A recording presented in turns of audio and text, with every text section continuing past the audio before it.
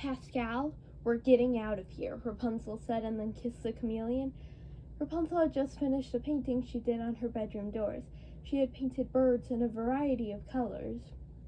She had decided that she was done with being locked in her room, and she was going to set herself free.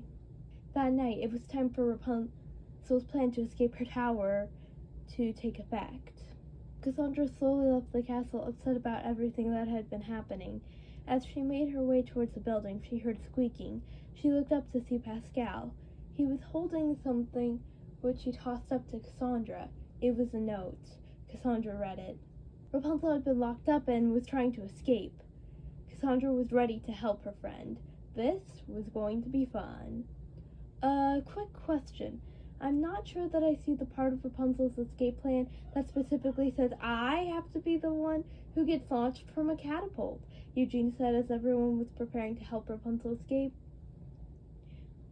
He and Hook Foot were sitting in a catapult while Cassandra and Vladimir were preparing to launch the two of them. Eugene kept rereading Rapunzel's plan to figure out where it said he was the one who needed to be launched. He was starting to suspect that it was Cassandra's idea to launch him and not Rapunzel's.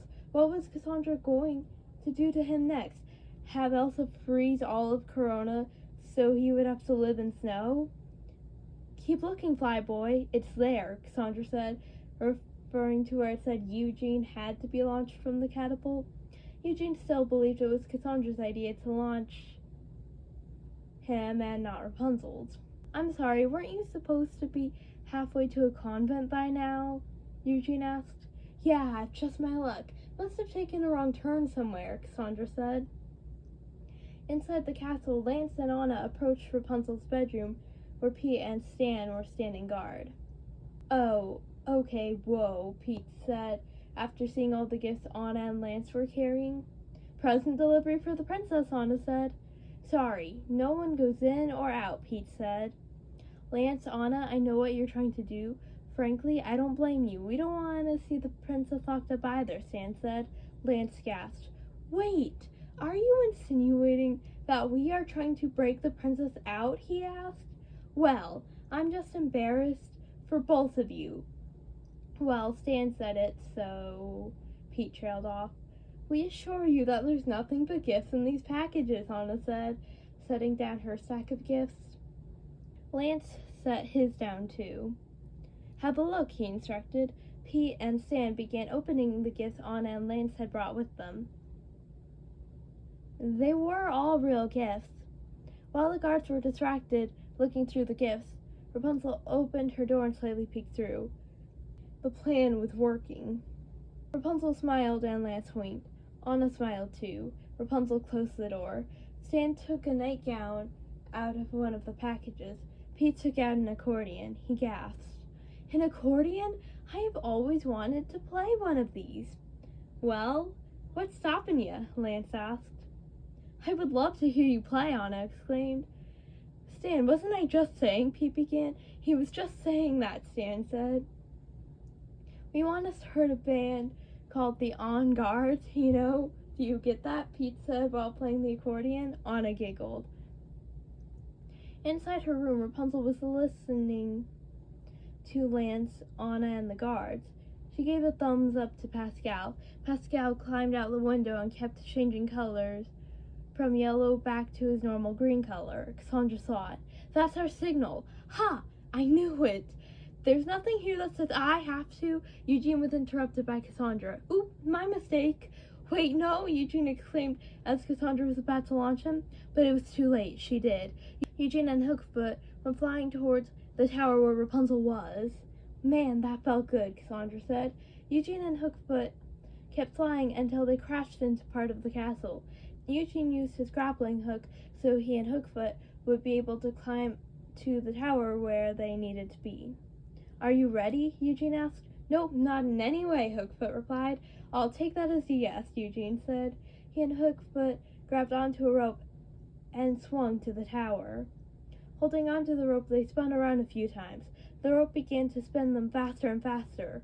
I am not loving this plan, Eugene exclaimed as they continued to speed up, they eventually crashed into a wall. Inside the castle, Lance was now using gifts to cover his ears while Pete played the accordion. Lance began coughing loudly to overpower the noise Eugene and Hook Foot made outside. "Are you sure you haven't accordioned before?" Lance asked. "Right? It's just coming out of me," Pete exclaimed. "Sounds great, Pete," Stan exclaimed. "It's amazing," Anna cheered. Back outside, Hook Foot and Eugene were still holding on to the wall where they had landed. "That was a lot more painful than I expected," Eugene said. He and Hook Foot fell off the wall. They got back up. "Hook?" Eugene asked. "Hook." Hook Foot lifted his leg, and Eugene attached his hook onto the bars that secured Rapunzel's window. Eugene then took the rope Hook Foot was holding and tossed it from the window all the way down to where Big Nose Vladimir, Ulf, and Maximus were. They grabbed onto the rope. Hook Foot had been attached to the rope. Max and the thugs slowly began to pull the rope. Cracks began forming in the wall, and the bars came loose, and they continued to pull. "Seriously? This is the whole reason you needed me? Couldn't you have just used a regular hook?" Hook Foot asked. Cracks continued forming. Possibly, but probably best not to overthink it," Eugene replied to Hook Foot. The bars started to come off the window. Once they completely came off, Hook Foot, whose hook was attached to the bars, began falling. "Wait, did you hear something?" Stan asked inside the castle. "Nothing at all," Anna replied. "Only musical genius," Lance exclaimed. I got him," Shorty said. Back outside, Hook Foot was still falling, and Shorty was prepared to catch him. Vladimir and Maximus set out a cart of stuffed bears for Hook Foot to land in. Hook Foot landed in the cart, and the stuffed bears were tossed everywhere. One of them landed in Shorty's hands. "I got him. I'm the winner," he said. The bars from before landed right behind Shorty and fell on him. There was a big opening in the bars, which was the part that fell directly on Shorty. Meanwhile, Eugene was standing right outside Rapunzel's window. Rapunzel was still at the door. "Hey, Blondie," Eugene said.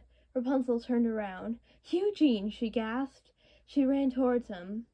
"I've come to rescue you from a tower," Eugene said as Rapunzel hugged him. "Again," he finished. Pascal, who was on Eugene's shoulder, crawled onto Rapunzel's shoulder. Rapunzel stepped out the window. Eugene followed. Rapunzel attached her hair to her balcony, and she and Eugene stood on top. "Ready?" Rapunzel asked. Pascal squeaked.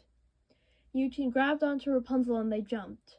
When they got to the bottom, the others were waiting. "Thanks, guys," Rapunzel said. "Well, listening to Pete play for that long wasn't easy, but I took one for the team," Lance said. "He wasn't that bad," Anna said. She was standing next to her sister, Elsa. Hook Foot walked up. "Oh man, Lance, that sounds really rough. I feel sorry for you," Hook Foot began. "By the way, I fell out of the tower."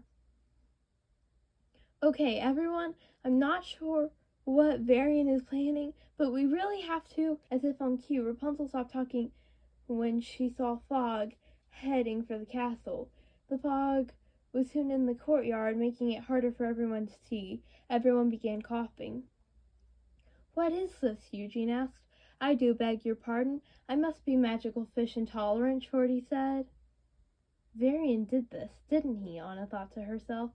"Hello, Corona," a voice said. "It's Varian," Rapunzel said. "I had a feeling," Anna whispered. "Where is his voice coming from?" Cassandra asked. Elsa was looking around trying to figure it out herself. "Something dark is coming for you," Varian continued. Citizens all around the kingdom could hear him. "Our king has refused to acknowledge it," Varian said. "In hopes of keeping his secret, he has lied to you and vilified me." "Captain, get more men," King Frederick instructed. "On it, sir. 3 details from the West Hall are on their way," the captain said. Varian continued. "In a matter of days, Corona, this island and the castle itself will be overcome by this growth." It has already taken over the outskirts of the kingdom. The key to stopping this destruction is Princess Rapunzel herself.